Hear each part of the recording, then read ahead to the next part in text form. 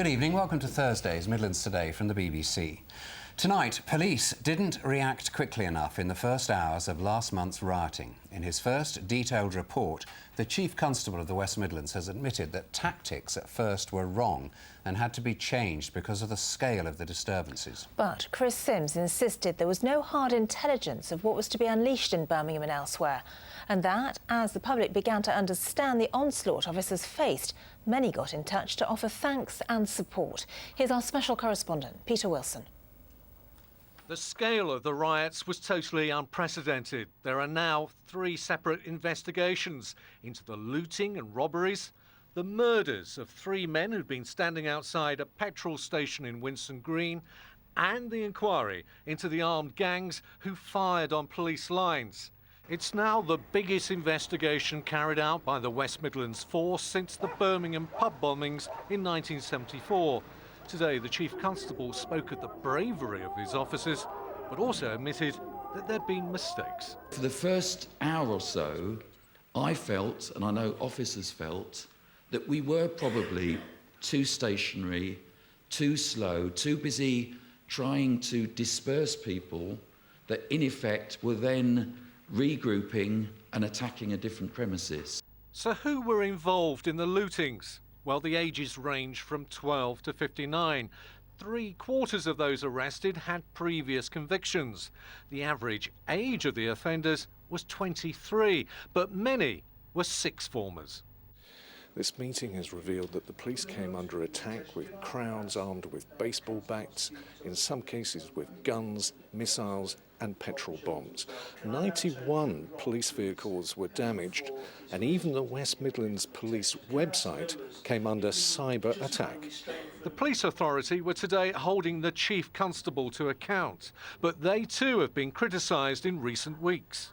I think there are sufficient resources across the force and mutual aid from other forces that would ensure that the policing of the West Midlands would not be at a point of breaking, but it was stretched. Yet some community leaders were less than impressed with the report. On that particular Monday at 4 p.m, I received an email from the West Midlands Police to say they've had intelligence through social media to say there may be possible problems in Birmingham, and they will provide a proportionate and appropriate response to the disorder. That clearly did not take place on the Monday evening. The police coped during the riots, despite already losing 1,000 staff in the cuts. If the riots were happening 4 years, could we mobilise to the same effect that we did? Obviously not. We've got a lot less officers. And across the country, we'll be 16,000 officers down on our numbers at the moment. Your guess is as good as mine whether we'll be able to respond in the same manner. Financially, the riots have cost the police £12 million. The main lesson, they say, is a need for greater mobility, greater flexibility during fast-moving, unpredictable events.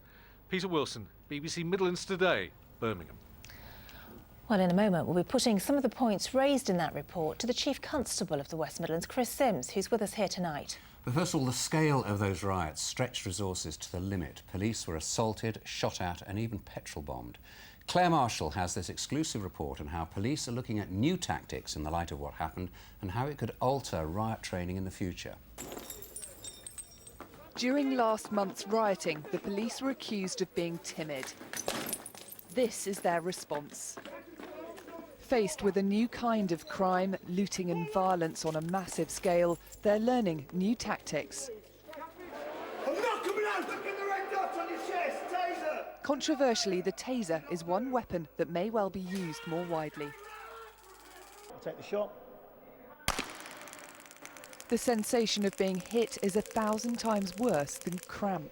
So in a normal taser, that sound is all electricity going through into the person? Yeah, and it wouldn't be anywhere near as loud.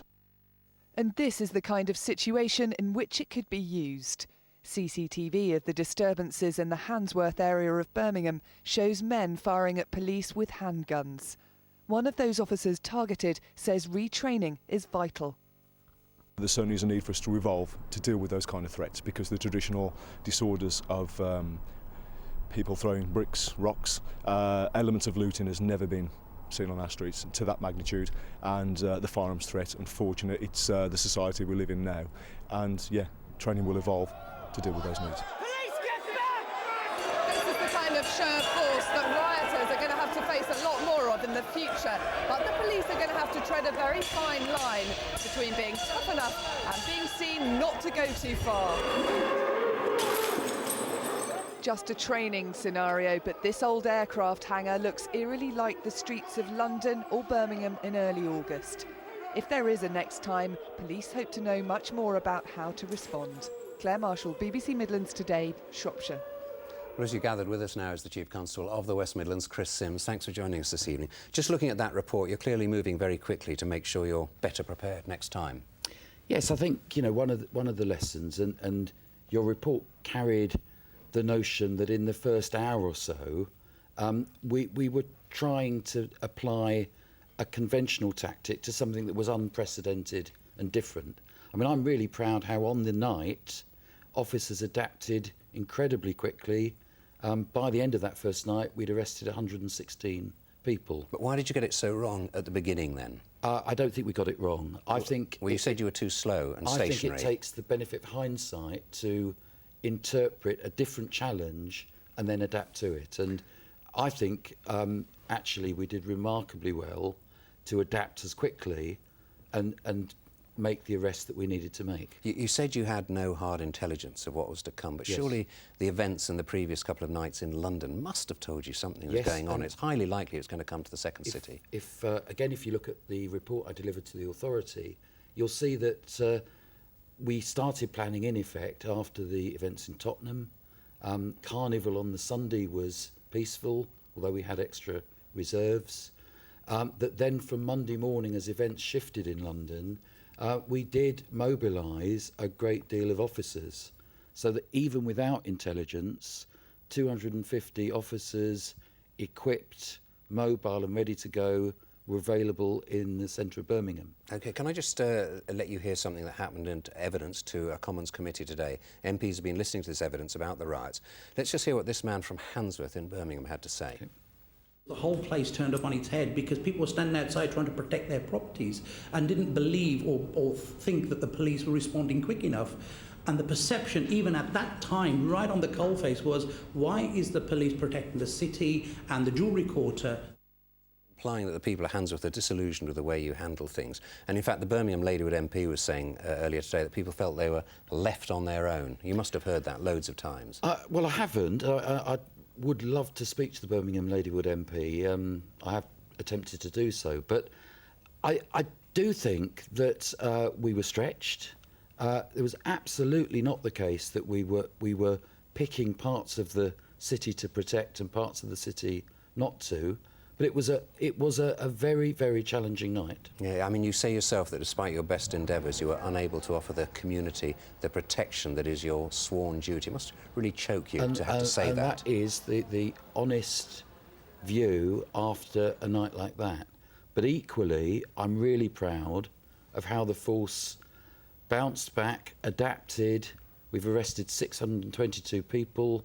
There are many more arrests to come. And I think by creating that sort of deterrence, that's our best hope that it won't happen again. Chris Sims, thanks very much. You're with Midlands Today. Much more still ahead tonight, including